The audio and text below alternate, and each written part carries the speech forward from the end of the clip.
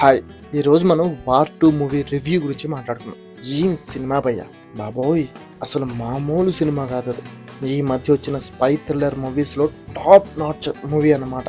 అయితే simple minus ఏంటంటే cinema మొత్తం చూసాక నాకు అర్థమైంది, లాస్ట్ 10 minutes సినిమా ఏదైతే ఉందో అది సినిమా మొత్తం పెట్టి అండ్ సినిమా మొత్తం ఏదైతే ఉందో అది ఫస్ట్ 10 minutesలో పెట్టేసి ఉంటే సినిమా బంపర్ హిట్ అయిపోయేది అనిపించింది. ఖచ్చితంగా ఒక 2,000 కోట్లు వసూలు చేసేది అనిపించింది. అలా ఎందుకు అనిపించింది అంటే మీరు కూడా సినిమా చూస్తే ఒకసారి మీకు అర్థమవుతుంది. అసలు డైరెక్టర్ అయాన్ ముఖర్జీ ఏమనుకొని ఈ సినిమా తీశాడో కానీ super man, bat man, iron man, అసలు వీళ్ళందరి సినిమాల్లో వీళ్ళంతా టెక్నాలజీ పెట్టుకొని అన్ని శక్తులుండి కూడా చేసే పనులన్నీ కూడా మన హీరోలు ఏ మాత్రం శక్తులు లేకుండా, ఏ మాత్రం అసలు సూపర్ మ్యాన్, బ్యాట్ మ్యాన్ కాకుండానే ఆ పనులన్నీ చేసేస్తారు. ఈ సినిమాలో మనం వాటిని క్లియర్గా చూడొచ్చు. అసలు ఏంటి భయ్య అది, జూనియర్ ఎన్టీఆర్ ముఖ్యంగా బాలీవుడ్ హృతిక్ రోషన్ పక్కన పెట్టండి, మన జూనియర్ ఎన్టీఆర్కి ఇచ్చిన హైప్, మన జూనియర్ ఎన్టీఆర్ చేసే స్టంట్లు చూస్తే నాకైతే భయం వేసింది. ఎక్కడ సూపర్ మ్యాన్, బ్యాట్ మ్యాన్ చూసి మళ్ళీ వచ్చి మన జూనియర్ ఎన్టీఆర్ ఎత్తుకెళ్ళిపోతారో అని. అంత భయంకరమైన స్టంట్లు భయ్య అవి మాత్రం. వామ్మో, అసలు వాడికి జూనియర్ ఎన్టీఆర్ ఎలా ఒప్పుకున్నాడో అర్థం కావట్లేదు. అండ్ దీనికి తోడు మన ప్రీ రిలీజ్ ఈవెంట్లో 2 కోలర్లు ఎగరేసి ఈసారి ఫ్యాన్స్ అందరూ కూడా 2 కోలర్లు ఎగరేస్తారు అని అదొక స్పీచ్. మళ్ళీ నాకైతే మైండ్ బ్లోయింగ్ భయ్య ఈ సినిమా. నిజంగా బుర్ర బద్దలైపోయింది. 400 కోట్ల బడ్జెట్ మరి దేనికి పెట్టారో నాకైతే తెలియట్లేదు. జూనియర్ ఎన్టీఆర్కి ఎంత ఇచ్చారో, హృతిక్ రోషన్కి ఎంత ఇచ్చారో, అండ్ సినిమా సెట్లకి నాకు తెలిసి 400 కోట్ల బడ్జెట్ కూడా కంప్లీట్గా ఈ సినిమాలో 2 చేజింగ్ సీన్లు ఉంటాయి. దాదాపుగా ఒక అరగంట సీన్లు ఉంటాయి చేజింగ్ సీన్లు. వాటికే 200 కోట్ల దాకా ఖర్చు పెట్టేసి ఉంటారు. ఎందుకంటే 2 బోట్లు పేల్చాలి, 2 కాళ్ళు పేల్చాలి, అండ్ ఒక ట్రైన్ కోల్చాలి. వీటన్నింటికి దాదాపు ఒక 200 కోట్లు ఖర్చు అయిపోయి ఉంటాయి. అండ్ ఈ చేజింగ్లో ఒక అద్భుతం ఉంటుంది. అసలు అది చూస్తే మీకు మైండ్ అసలు ఇంక చెప్పడానికి కూడా రాదన్నమాట, అంత అద్భుతంగా ఉంటుంది ఆ సీన్. మీరందరూ పైకి వచ్చి మీ సీట్లలోంచి, థియేటర్ సీట్లలోంచి జేబులు చేతులు పెట్టుకొని బయటకు వెళ్ళిపోతారు. అంత అద్భుతమైన సీన్ అనమాట. సాధారణంగా బోట్లు వాటర్లో వెళ్ళాలి, కార్లు ట్రాక్ లో వెళ్ళాలి, బట్ ఇక్కడ బోట్ ట్రాక్ లో వెళ్తుంది. ఆ సీన్ చూడండి, మీకు నిజంగా కళ్ళు బయటకు వచ్చేస్తాయి అనమాట. ఇక్కడ Yash Raj films, Yash Raj spy thriller universe. ఈ స్పై యూనివర్స్ అంటే వీళ్ళు నాకు అర్థం కావట్లే బాబు, ఇది spy universe, super human universe కాదు. ప్రపంచంలోనే అసలు భయంకరమైన బలవంతుల యూనివర్స్ కాదు ఇది.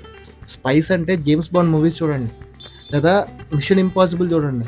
ఈ సినిమాలన్నీ ఏంటంటే స్పై యూనివర్స్లే, కానీ హీరో కూడా ఇందులో స్ట్రగుల్ అవుతాడు. ఆ స్ట్రగుల్స్ నుంచి బయట ఎలా పడాలో హీరోకి నేర్పిస్తారు. అంతేగాని హీరోలు అసలు స్ట్రగుల్ లేకుండా ఎదురు ఎంతమంది వచ్చినా, ఎవడొచ్చినా, ఎలాంటి సూపర్ హ్యూమన్ స్ట్రెంత్ చూపించి వాళ్ళందరినీ చంపేసి ముందుకెళ్తారని కాదు. ఇది మన బాలీవుడ్, టాలీవుడ్ వాళ్ళు ఎందుకు మర్చిపోతారో నాకైతే అర్థం కాదు. సరే, ఇక సినిమా స్టార్టింగ్ నుంచి ఎండింగ్ వరకు మాట్లాడుకుంటే మళ్ళీ నేను సినిమా స్టోరీ చెప్తే అది స్పాయిలర్ అయిపోతుంది. సో స్టోరీ కాకుండా నేను రివ్యూ మాత్రమే చెప్తా. సినిమా స్టార్టింగ్లో హృతిక్ రోషన్ ఉన్నంత వరకు okay. And first Hrithik Roshan intro fight ఉంటుంది. ఆ ఫైట్ చూస్తేనే నాకు కొంచెం విచిత్రంగా అనిపించింది, బట్ స్టిల్ ఓకే. మన తెలుగు బాలీవుడ్ సినిమాల్లో ఇలాంటి ఫైట్లు ఉంటాయి కాబట్టి నేను ఓకే అనుకున్నా. బట్ ఎప్పుడైతే జూనియర్ ఎన్టీఆర్ ఎంట్రీ ఉందో వెన్నులో వణుకు పుట్టింది భయ. నిజంగా జూనియర్ ఎన్టీఆర్ ఎంట్రీ చూసి వెన్నులో వణుకు పుట్టేసింది. ఏంటి ఆ ఎంట్రీ, అసలు ఆ ఎంట్రీ చూస్తే నాకే కాదు మీకు కూడా అసలు వెన్నులో వణుకు కాదు, ఒళ్ళంతా వణికిపోతారు. అంత భయంకరంగా ఉంటుంది ఆ ఎంట్రీ. లిటరల్గా బట్ట లోడ తీసుకొని ఎంట్రీ ఇస్తాడు జూనియర్ ఎన్టీఆర్. ఎస్, మీరు విన్నది కరెక్టే, నేను ఏమాత్రం ఎగ్జాగరేట్ చేసి చెప్పట్లేదు.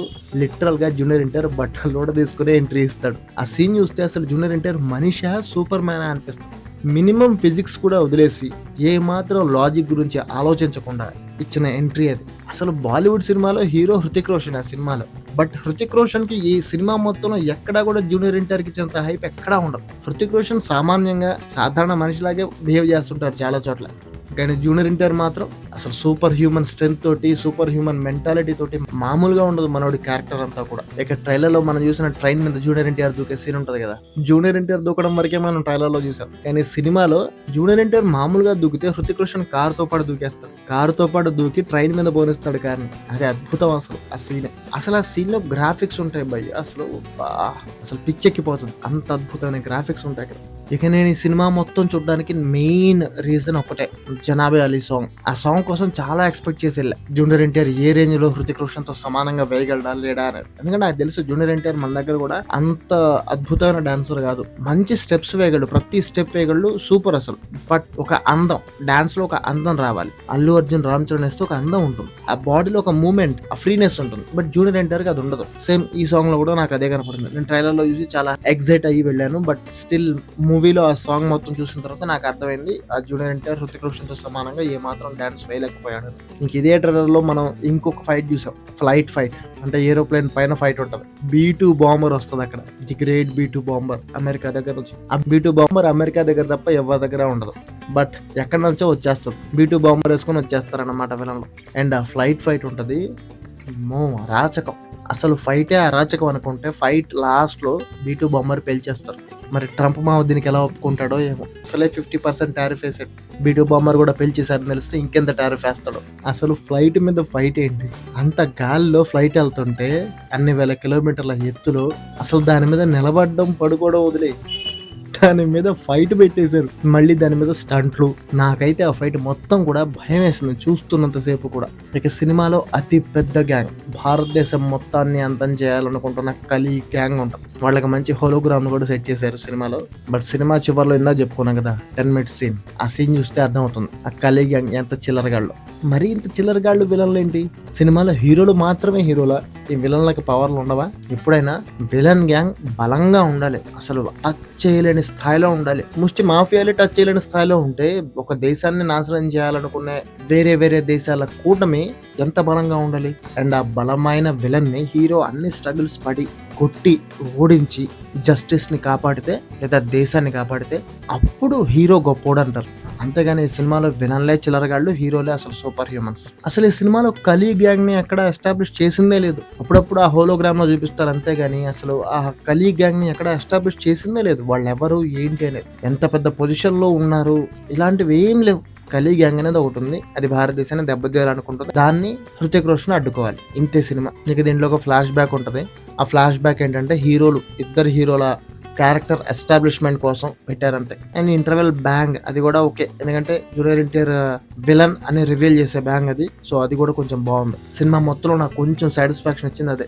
ఇక సినిమా స్టార్టింగ్ లోనే హృతిక్ రోషన్ తనకి తండ్రి లాంటి వ్యక్తిని తన కలీ గ్యాంగ్ లో చేరడం కోసం చంపేస్తాడు. ఎందుకు? India first. కలీ గ్యాంగ్ లో చేరి ఆ కలీ గ్యాంగ్ లో ఉంటూనే చంపాలి అనేది Hrithik Roshan plan. But twist ఏంటో తెలుసా? కలీ గ్యాంగ్ ఇచ్చిన ఫస్ట్ మిషన్ లోనే కలీ గ్యాంగ్ ని మోసం చేసి కలీ గ్యాంగ్ ని మోసం చేసి కలీ గ్యాంగ్ ని ఓవర్టేక్ చేసి ఆ మిషన్ ఫెయిల్ చేయబోతాడు హృతిక్ రోషన్. బట్ అంత మాత్రానికి తండ్రి లాంటి వ్యక్తిని ఎందుకు చంపేశాడో నాకు అర్థం కాదు. ఇక కియారా అడ్వాణి, అనిల్ కపూర్ క్యారెక్టర్ల గురించి చెప్పుకోవాలి. అనిల్ కపూర్ కి ఇంట్రడక్షన్ ఇచ్చిన హైప్ సినిమాలకి ఎక్కడా కనిపించదు. అసలు అనిల్ కపూర్ సినిమాలో ఎందుకున్నాడో కూడా అర్థం కాదు. ఇక నెక్స్ట్ కియారా అడ్వాణి. సినిమాలో పాపం కష్టపడి 1-2 బికినీస్లు చేస్తే సెన్సార్ బోర్డు వాళ్ళు అవి కూడా ఎత్తేసారు. సినిమాలో ఇక పాపం కియారా అడ్వాణి ఉండి చేసింది ఏమీ లేదు. ఇక సినిమా మొత్తం కూడా ఇంత నాకైతే బోరింగ్గా సాగింది. ఓన్లీ చేజింగ్ సీన్లు తప్ప దాదాపు ఒక ½ an hour చేజింగ్ సీన్లే ఉంటాయి సినిమా మొత్తంలో. జూనియర్ ఎన్టీఆర్ హృతిక్ రోషన్ చేసే సీన్లే ఎక్కువ. ఒకటి బోట్లో, ఒకటి కార్లో. అవి చాలా లాగీగా, లెంతీగా, చాలా ఇరిటేట్ చేశాయి నన్ను అయితే ఆ చేజింగ్ సీన్లో. అసలు ఎందుకు అంతసేపు చేజింగ్ ఎందుకు? ఎవరు అడిగాను మిమ్మల్ని చేజింగ్ సీన్ పెట్టమని? చేజింగ్ సీన్ ఉంటేనే అది స్పై థ్రిల్లర్ మూవీనా? నాకు అర్థం కాదు. ఎప్పుడో నా కర్మకాలి మిషన్ ఇంపాసిబుల్ మూవీలో 1-2 సార్లు చూపించారని ఇక స్పై థ్రిల్లర్ అంటే చేజింగ్ సీన్ ఉండాల్సిందే అని ఒక మెంటాలిటీకి వచ్చేసాం మనం. ఆ దరిద్రమే ఈ సినిమాలో కూడా కనపడింది. ఇక లాస్ట్ లో వీళ్ళిద్దరు ఫైట్ ఉంటుంది, అదే మంచుకొండలో మనం చూసాం కదా. సో ఆ ఫైట్ కూడా చాలా లాగ్ అనిపించింది నాకు. అయితే ఒక్కటి మాత్రం నాకు చాలా హ్యాపీగా అనిపించింది, ఈ సినిమాలో హృతిక్ రోషన్ కంటే జూనియర్ ఎన్టీఆర్ కి ఎక్కువ స్కోప్ ఉంది. అండ్ యాక్టింగ్ లో హృతిక్ రోషన్ జూనియర్ ఎన్టీఆర్ మింగేశాడు. బట్ మనం టాలీవుడ్ లో చూసిన జూనియర్ ఎన్టీఆర్ యాక్టింగ్ మనకి ఇందులో కనపడదు. ఎందుకంటే అయాన్ ముఖర్జీ ఆ రేంజ్ యాక్టింగ్ ని జూనియర్ ఎన్టీఆర్ నుంచి ఎక్స్ట్రాక్ట్ చేయలేకపోయాడు. కేవలం ఒకటే face feeling junior NTR the movie మొత్తంలో. ఆ ఫేస్ ఫీలింగ్ తోనే అలా తీస్తాడు మొత్తం సినిమా. మనకు ఆల్రెడీ జూనియర్ ఎన్టీఆర్ ఎలా నటిస్తాడో తెలుసు కాబట్టి మనకి ఈ యాక్టింగ్ అనేది అంతగా నచ్చదు. అండ్ ఇందాక చెప్పా కదా, లాస్ట్ 10 minutes మూవీ కనుక మూవీ మొత్తం ఉండి అండ్ మూవీ మొత్తం ఫస్ట్ 10 minutes లో కనుక అయిపోయి ఉంటే సినిమా సూపర్ హిట్ అయ్యేదని. ఆ 10 minutes, లాస్ట్ 10 minutes మూవీ అదృష్టం బాగుండి చూపించేశారు. ఎక్కడ ఇంకో పాట అంటారో అని చాలా భయపడ్డా. మనకు చూపించేశారు కాబట్టి ఒక దరిద్రం వదిలిపోయింది. నాకు అర్థం కాదు, సినిమాలో చేజింగ్లు, యాక్షన్ సీన్లు, స్లో మోషన్ సీన్ల మీద పెట్టిన శ్రద్ధ స్టోరీ మీద కొద్దిగా పెట్టున్నా సినిమా సూపర్ బంపర్ హిట్ అయ్యేది. పోనీ మీ దగ్గర స్టోరీ లేదా అంటే మీరు చూపించిన సినిమా మొత్తం చూస్తే 100% సూపర్ స్టోరీ ఉంది, దాన్ని అద్భుతంగా రాయొచ్చు, అద్భుతంగా ఎస్టాబ్లిష్ చేయొచ్చు, బట్ చేయలేదు. సినిమా మొత్తం హీరోల్నే చూపించి ఏం చేస్తా నాకు అర్థం కాదు. అసలు హీరోలు ఇద్దరు కూడా సూపర్ హ్యూమన్ స్ట్రెంత్ తో కొట్టుకోవడం తప్పితే ఎక్కడైనా సరే మినిమం ఎత్తుకు పై ఎత్తు వేయడం అండ్ ఆ ఇంటెలిజెన్స్ వార్ఫేర్ ఎక్కడన్నా ఉందా?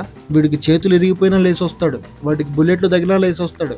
ఏంటిది కామెడీ కాకపోతే? చివరికి మనం చూసే టామ్ అండ్ జెర్రీలో కూడా టామ్ జెర్రీ ఎత్తుకు పై ఎత్తులు వేసుకుంటాయి, బట్ ఈ సినిమాలో మాత్రం అవి లేవు. సినిమాలో కలీ గ్యాంగ్ ని పవర్ఫుల్ గా ఎస్టాబ్లిష్ చేసి వాళ్ళు పవర్ఫుల్ విలన్స్ అని చూపించి ఆ తర్వాత మన హీరోలు ఇద్దరి మధ్య ఉన్న కాన్ఫ్లిక్ట్ ని ఇంటర్వెల్ లోపు కంప్లీట్ చేసేసి అక్కడే వాళ్ళ ఫైట్ పెట్టి వాళ్ళిద్దరూ ఒకటైపోయేలా చేసి ఇంటర్వెల్ నుంచి గనక వీళ్ళిద్దరూ కలిసి కలీ గ్యాంగ్ ని ఒక్కొక్కరిని ఏరివేయడం పెట్టుంటే సినిమాలో సూపర్ హిట్ అయ్యేది. సినిమా రాసిస్తానేను బంపర్ హిట్ అయ్యేది. కలీ గ్యాంగ్ పవర్ఫుల్ కాబట్టి వాళ్ళని చంపడానికి వీళ్ళు ఎత్తుకు పై ఎత్తులేస్తూ వాళ్ళ దగ్గరికి వెళ్ళి వాళ్ళని చంపడం చూపించుంటే సినిమా అసలు మైండ్ బ్లోయింగ్ హిట్ అయ్యేది, వేల కోట్లు వసూలు చేసేది. బట్ అయాన్ ముఖర్జీ అదేం చేయలేదు, అందుకే సినిమా నాకైతే నచ్చలేదు. మరి మీ ఒపీనియన్ ఏంటో కామెంట్ చేసి చెప్పండి.